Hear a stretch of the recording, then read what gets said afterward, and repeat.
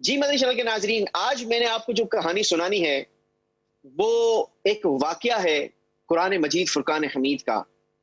اور وہ واقعہ کچھ یوں ہے کہ حضرت داؤد علی نبینا علیہ الصلوۃ والسلام، یہ اللہ تبارک و تعالیٰ کے نبی ہیں۔ آپ کی قوم کے 70,000 آدمی یہ عقبہ کے پاس سمندر کے کنارے ایلا نامی گاؤں میں رہتے تھے، اور یہ لوگ بڑی فراخی اور خوشحالی کی زندگی بسر کرتے تھے۔ اللہ تبارک و تعالیٰ نے انہیں بے شمار نعمتیں عطا فرمائی تھی اور وہ اس کا خوب استعمال کر رہے تھے۔ اللہ تبارک و تعالیٰ نے ان لوگوں کا امتحان لیا، اور امتحان کیا تھا؟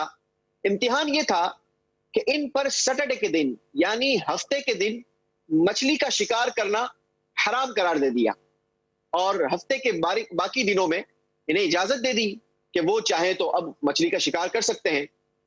اچھا، اب ان کی آزمائش اور زیادہ سخت ایسے ہو گئی کہ ہفتے کے دن مچھلیاں ڈھیر ساری آتی، اور جب سمندر میں لوگ دیکھتے تو انہیں جا بجا مچھلیاں نظر آتی، مگر سیٹرڈے کے علاوہ اور دنوں میں مچھلیاں وہ کم آتی۔ ان لوگوں کو شیطان نے ایک مشورہ دیا کہ کیوں نہ ایک ہیلے پر عمل کیا جائے، اور وہ ہیلا یہ تھا کہ سمندر سے چھوٹی چھوٹی نالیاں نکال کر ایک ہوز بنا لیا جائے، اور اس ہوز میں اس نالیوں کے ذریعے سیٹرڈے کے دن آنے والی مچھلیوں کو قید کر لیا جائے، اور جب سنڈے کا دن آئے یا دوسرا کوئی دن آئے تو اس میں اس ہوز سے مچھلی کا شکار کر لیا جائے۔ کچھ لالچی قسم کے لوگوں کو شیطان کی اس مشورے کو بڑا پسند کیا، اور ان لوگوں نے اس پر عمل کرنا شروع کر دیا۔ بہت سارے لوگوں کو یہ مشورہ بالکل پسند نہیں آیا، اور ان لوگوں نے قطعاً منع کر دیا کہ ہم خبردار ایسا کوئی کام نہیں کریں گے۔ اس قوم کے اندر 3 گروہ بن گئے۔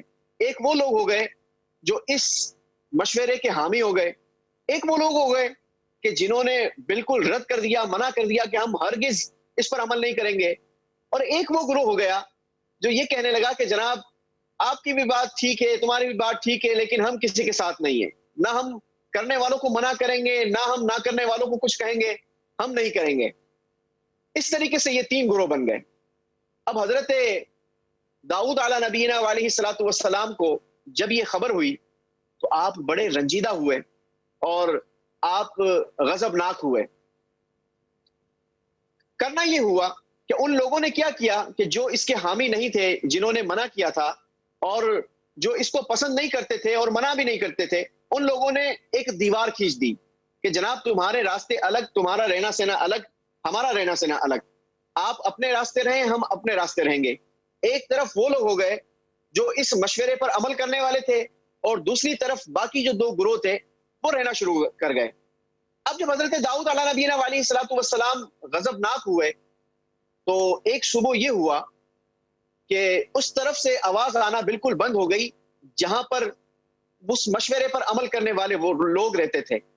کچھ لوگوں نے دیوار پر چڑھ کر جب دیکھا تو کیا دیکھا کہ اس طرف جو اس مشورے پر عمل کرنے والے لوگ تھے، جو لالچی لوگ تھے، جو نالیوں کے ذریعے اس شکار کو قید کر کے پھر اس کا شکار کر لیا کرتے تھے، وہ سارے کے سارے لوگ بندر بن گئے۔ فوراً سے دروازہ کھولا گیا، اور دروازہ کھول کے جب اندر گئے تو اب جو لوگ بندر بن گئے تھے، وہ لوگ اس کی شناخت تو مشکل ہو گئی تھی، لیکن جو بندر بنے تھے وہ لوگ جانتے تھے کہ یہ تو ہمارے رشتہ دار ہیں، یہ ہمارے فلاں ہیں، یہ ہمارے فلاں ہیں۔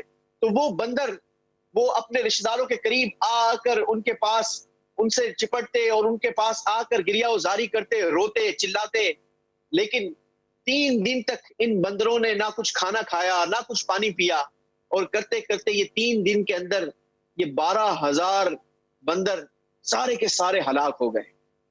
مدنی چینل کے ناظرین، یہ قرآن کا واقعہ ہے، سچا واقعہ ہے۔ اس واقعے سے ہمیں کیا سبق ملتا ہے؟ ہمیں اس واقعے سے یہ سیکھنے کو ملتا ہے کہ لالچ نہیں کرنی چاہیے۔ حرص اور لالچ یہ ایسی 2 چیزیں ہیں جو انسان کی فطرت کو ظاہر کرتی ہیں۔ اللہ ہمیں قناعت نصیب فرمائے۔